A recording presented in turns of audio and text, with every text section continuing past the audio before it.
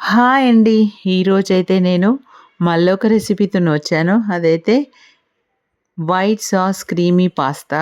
So, దీనికైతే ingredients చూద్దాం. Before to thought నేనైతే అంతకుముందు ఒకసారి రెస్టారెంట్‌కెళ్ళినప్పుడు నేను ఈ సేమ్ ఇదే రెసిపీని అక్కడ మరి మెనూలో చూసినప్పుడైతే నాకది 800 అని చూపిచ్చింది. నాకది అర్థం కాలేదు. అసలేంటి ఇంత తక్కువలో మేము చేసుకుంటామెప్పుడు. ఇంత రేట్ ఎందుకు అనేసి అనిపిచ్చింది. ఒకసారి చూపిద్దాము.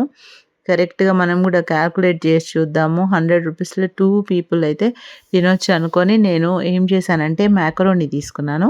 మాకరోని తీసుకుంటే పాస్తా అయినా గూడా సేమ్ అదే టేస్ట్ ఉంటుంది. మాకరోని గూడా సేమ్ దీన్ని గూడా పాస్తానే అంటారు. సో, దీన్నైతే నేను ఉడికించుకున్నాను. ఒక 5 మినిట్స్ ఉడికించేసుకొని ఆ నీళ్ళు వేడి నీళ్ళలో నుంచి తీసేసి చల్లనీళ్ళలో వేసేసి మళ్ళీ నేను స్ట్రెయిన్ చేసుకొని పెట్టుకున్నాను. ఇప్పుడు చూడండి నేను కొంచెము బటరేసాను. మీరు కావాలంటే కొంచెం ఎక్కువేసుకోవచ్చు. Double the quantity. సో, ఇప్పుడైతే ఇదొక 10 రూపీస్ బటర్ గూడా అయ్యుండదు.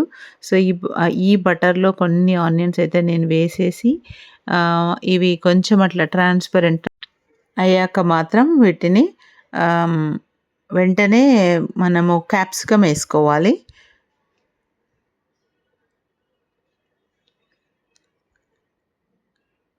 ఇప్పుడు నా దగ్గర 3 కలర్స్ క్యాప్సికమ్ ఆల్రెడీ ఉన్నాయి కాబట్టి నేనేసుకున్నాను. లేకపోతే మీరు ఒకటే కలర్ మామూలుగా మనకు చీప్‌గానే పడతాయవి. అవి వేసేసుకోవచ్చు. ఇంకా కొంచెం కలర్‌ఫుల్‌గా కావాలంటే స్వీట్ కార్న్ అయితే వేసుకోవచ్చు. మంచిగా కనబడతాయి అవి.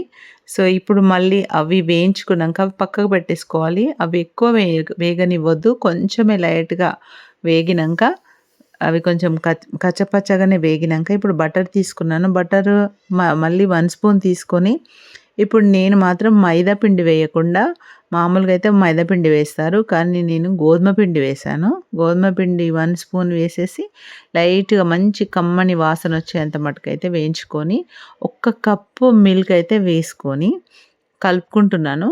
ఏమి ఉండలు లేకుండా అయితే కలుపుకోవాలి. ఉండలు లేకుండా కలుపుకోవాలంటే మనకు ఇబ్బందిగా తొందరగా చిక్కబడుతుందనుకున్నప్పుడు మాత్రం మనము ఫ్లేమ్ అనేది బంద్ జేసుకోవాలి. మంట బంద్ జేసుకొని ఫస్ట్ ఇవి బాగా కలుపుకున్న తర్వాత మళ్ళీ చూసుకొని మనం ఏం చేయాలంటే మళ్ళీ ఫ్లేమ్ ఆన్ చేసి పెట్టుకోవాలి. ఫ్లేమ్ ఆన్ చేసి పెట్టుకొని మళ్ళీ ఇది ఇలా మనం కలుపుతూ ఉంటే ఒక క్రీమీ టెక్స్చర్‌లోకి అంటే ఒక కస్టర్డ్ టెక్స్చర్‌లోకి అయితే లైట్‌గా ఇది చిక్కబడుతుందనమాట. సో, అది మాత్రం మనము మరీ గట్టిగా కాకుండా జస్ట్ ఇట్లా వాటరీగా ఉన్నప్పుడే మనం చూసుకోవాలి. చూసుకొని ఇప్పుడు మాత్రం ఇలా చూడండి ఇప్పుడు ఎలా అయిపోయిందో మంచిగా చిక్కబడింది గానీ మరీ వాటరీగా గూడా లేదు. కాకపోతే మంచి రన్నీ కన్సిస్టెన్సీ అయితే ఉన్నది. ఇప్పుడు మాత్రం మనం ఏం చేయాలంటే కొంచెం ఒక చీజ్ బ్లాక్ అయితే తీసుకున్నాను. ఇదైతే 10 రూపీసే పడుతుంది మనకి. ఎందుకంటే నేను 100 రూపీస్‌కి 10 చీజ్ బ్లాక్స్ చిన్నవి తీసుకున్నాను. అంటే మనకు ఒక్కటి 10 రూపీస్ పడ్డట్టు. సో, ఓవరాల్‌గా పెద్ద కాస్ట్ ఏం పడట్లేదు కదా! మనం ఇంట్లో చేసుకుంటే మనం ఎలా చేసుకుంటున్నామో అదంతా గూడా మనకి తెలుసు. క్లీన్‌గా చేసుకుంటాము, హైజీన్‌గా చేసుకుంటాము, టేస్టీగా చేసుకుంటాం. మనకు కావాల్సిన రీతిగా చేసుకుంటాము. అలా అయితే పిల్లలు గూడా ఇష్టపడుతూ ఉంటారు మనం చేస్తూ ఉంటే. ఇప్పుడు ఈ ఆనియన్ అండ్ క్యాప్సికమ్ మనం వేయించుకున్నవి ఇందులో వేసేసుకొని ఇప్పుడు ఇవన్నీ కొంచెం అలా కలిపేసుకోవాలి.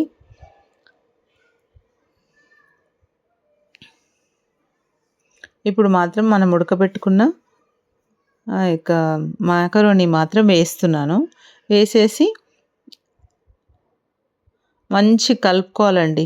ఇది మంట తక్కువ పెట్టేసుకొనైనా గూడా మొత్తము లేకపోతే మనం బంద్ చేసుకొనైనా గూడా మొత్తం కలుపుకోవాలి. మంచిగా కలుపుకొని కల్ మొత్తం కలిసినంకనే మళ్ళీ కొంచెం లైట్‌గా లో ఫ్లేమ్ మీద పెట్టేసుకొని తక్కిన స్పైసెస్ అన్నీ యాడ్ చేసుకోవడమే.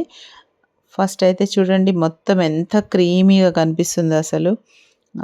నాకైతే అనిపించింది అసలు మనం బయట ఫుడ్ వాళ్ళు ఏం వాడతారో మనకు తెలీదు.